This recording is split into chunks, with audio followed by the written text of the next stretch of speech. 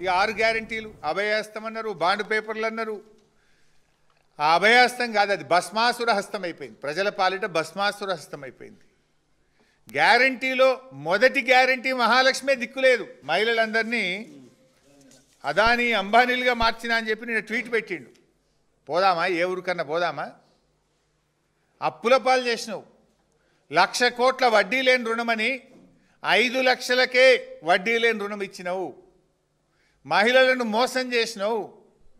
నువ్వు మహాలక్ష్మి పేరు మీద ఇవ్వాల్సిన నెలకు 2,500 ఎవరికన్నా ఇచ్చినవా? నీ 1 కోటి మంది అక్కా చెల్లెళ్లకు 60,000 రూపాయలు ఒక్కొక్కరికి బాకీ పడ్డావు. నువ్వు ప్రతి ఒక్కరికి 60,000 బాకీ పడ్డావు. ప్రతి అక్కకు చెల్లకు బాకీ పడ్డావు.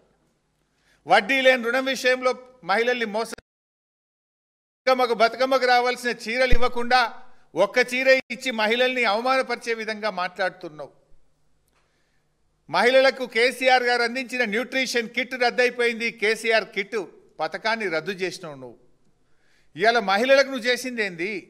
మహాలక్ష్మి పథకం ఇవాళ మోసం చేసినావు నువ్వు.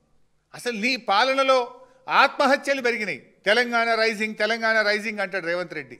ఏం రైజింగ్ అయింది? 2-3 విషయాల్లో రైజింగ్ అయింది. మర్డర్లు పెరిగినాయి ఈ రాష్ట్రంలో. 2023లో 789 మర్డర్లు జరిగితే రేవంత్ పాలనలో 1,245 మర్డర్లు జరిగినాయి. నీ పాలనలో మర్డర్లు పెరిగినాయి. 35% అత్యాచారాలు పెరిగినాయి నీ పాలనలో. మహిళల్ని నువ్వు కోటీశ్వరుల్ని చేయలే. మహిళల మీద నీ పాలనలో అత్యాచారాలు పెరిగినాయి. మహిళల భద్రత కరువైపోయింది నీ పాలనలో. నీ పాలనలో ఆత్మహత్యలు పెరిగినాయి.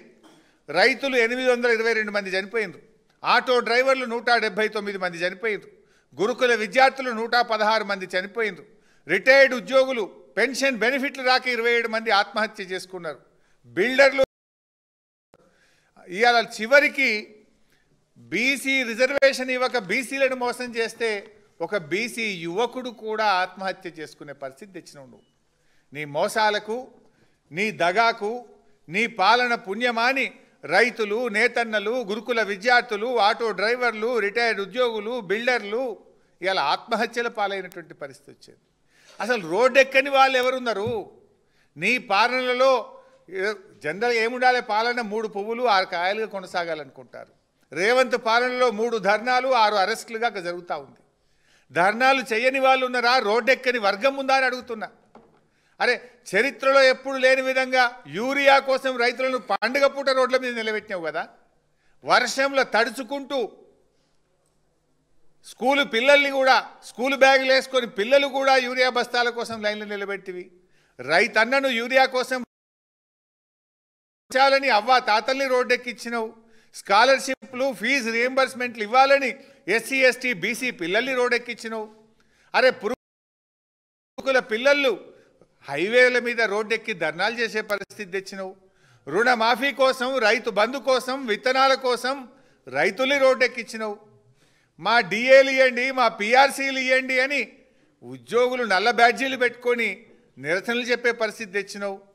ఇవాళ గ్రామ పంచాయతీ సిబ్బంది మా జీతాలు ఇవ్వండి, ట్రాక్టర్ల డీజిల్కు పైసలు లేవని పంచాయతీ సెక్రటరీలు, గ్రామ పంచాయతీ వర్కర్లు రోడ్డెక్కిండ్రు. ఆశాలు, అంగన్వాడీలు, ఏఎన్ఎంలు ఇచ్చిన మాట అమలు చేయాలని వాళ్ళు కూడా కోటికాడికి వచ్చి ధర్నాలు చేస్తే వాళ్ళను మగ పోలీసులతో కొట్టించినావు, అరెస్టులు చేయించినావు. ఫార్మా కంపెనీలకు వ్యతిరేకంగా లగచెర్ల, జహీరాబాద్ పలు చోట్ల పల్లె ప్రజలు రోడ్లెక్కిన పరిస్థితి వచ్చింది. ఇండ్లు కూలగొట్టొద్దని హైబోమని జేసీబీలు ప్రొక్లైన్లకు అడ్డంగా పడుకునే పరిస్థితి తెచ్చినావు. అసలు దేశంలో ఎక్కడ లేని విధంగా కాంట్రాక్టర్లు వచ్చి ఫైనాన్స్ డిపార్ట్మెంటు ధర్నాలు చేపించి సెక్రటరేట్ ముందు రోడ్డెక్కిచ్చినావు. అసలు నువ్వు రోడ్డెక్కించింది ఎవరిని?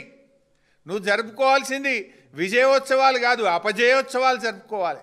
నువ్వు రాష్ట్ర ప్రజలకు క్షమాపణ చెప్పాలి.